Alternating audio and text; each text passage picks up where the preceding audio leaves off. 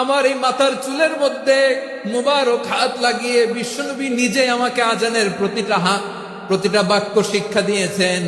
বিশ্বনবীর মুবারক হাত, পবিত্র হাত আমার মাথার চুলের যেই জায়গায় লেগেছে, আমি চাই ওই চুলগুলা নিয়ে আমি আমার কবরের ভিতরে যাব।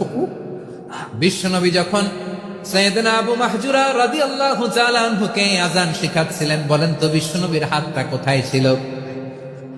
আবু মাহজুরার মাথার সামনে এই চুলের উপরে ছিল। আবু মাহজুরা ওই স্মৃতিটাকে ধারণ করবার জন্য, ওই স্মৃতিকে বহন করার জন্য বিশ্বনবীর মোবারক হাত আবু মাহজুরার কপালের চুলের যেই জায়গায় লেগেছে, মৃত্যুর আগের দিন পর্যন্ত আবু মাহজুরা মাথার ওই চুলে কোনোদিন ছুরি আর কামার লাগায় নাই, সেখানে কেচি লাগায় নাই, চুলের মধ্যে খুর লাগায় নাই। আবু মাহজুরা ডান দিকের চুল কাটতো, বাম দিকের চুল কাটতো, পেছনের চুল কাটতো, সামনের চুল কাটতো না।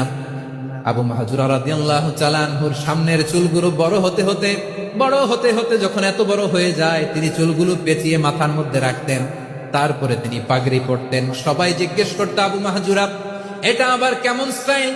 দেখতে তোমারে কি বিদঘুটে লাগে? কেমন অড লাগে? কেমন খারাপ দেখা যায়? মক্কায় এমন কোন মানুষ তো দেখি নাই ডানে চুল কাটে বায়ে চুল